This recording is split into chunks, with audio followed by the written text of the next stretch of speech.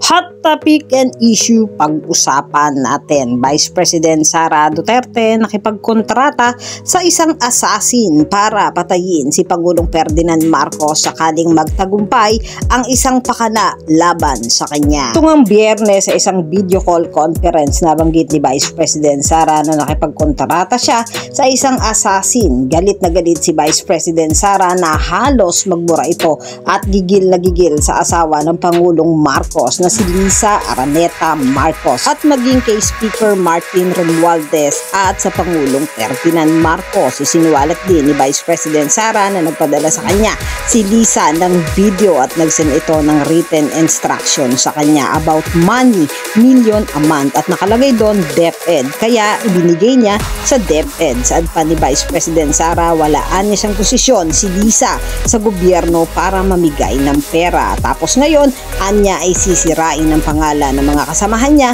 sa Office of the Vice President at sasabihin sa tao na nakaw ang confidential fund at walang katibayan at naniniwala lang sila sa isang babae na nagngangalang Gloria Mercado. Saad pa ni Sara, wala pang confidential fund, may white envelope na inutos sa DepEd. Git din ni Vice President Sara na gusto siyang patayin ni House Speaker Martin Romualdez. Kaya sinabi ni Vice President Sara na sakaling mapatay siya ay kumontrata na siya ng papatay kay na Pangulong Marcos at asawa nitong si Lisa Araneta at maging sa pinsan nitong si Martin Romualdez. Yan ang mga hot topic and issue dito lamang sa Tambalang JK.